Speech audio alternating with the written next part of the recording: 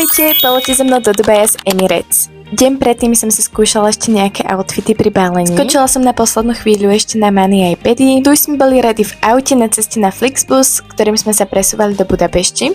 Mali sme skvelé miesta, vodiča a aj dokonalý výhľad, ktorý sme absolútne nečakali. Zvuk bol síce taktiež dobrý, ale rozhodla som si to nedať do tohto vlogu. Po príchode sme si začekovali batožiny a išli sme si sadnúť na maču, aby sme naplánovali celý trip. Takže to bolo všetko na poslednú chvíľu spontánne. Tu sme už zlietali a čekala som hneď aj toalety. Následne som mala už svoj kľud a tu mi až reálne došlo, čo sa vlastne práve deje. Donesli nám jedlo a táto žemlička s maslom je môj úplný favorit. Vybrala som si hovädzie a to bolo tiež fajn. Celú cestu som sledovala, ako pani hrá karty a mali sme dokonalý západ slnka, z ktorého som takmer odpadla. Potom prišla chvíľa, kedy som sa začala nudiť a rozhodla som sa si opakovať nemčinu. Pozerala som Inside Out Dubai, keď som to videla už miliónkrát. Potom sa začalo pomaly stmievať a to sa mi veľmi páčilo. Nuda prišla aj po filme a s ňou aj môj neobjavený talent na kreslenie. Keďže sa chystám na medicínu, tu sme už pristávali. Teda aspoň som si to myslela, keďže sme mali menšie komplikácie. A hurá, bezpečne sme dorazili na dubajské letisko bez meškania. Začekovali sme sa do hotela a izba bola úplne nádherná. Ale viac vám určite ukážem vo vlogu na YouTube. Dúfam, že vás to bavilo. My sme už išli spať, keďže boli tak 3 hodiny ráno a vstávala som o 3 hodiny o 6. A ak to bude mať úspech, tak sa vidíme pri ďalšom vlogu, kde vám približím trošku viac, ako to v Dubaji reálne funguje.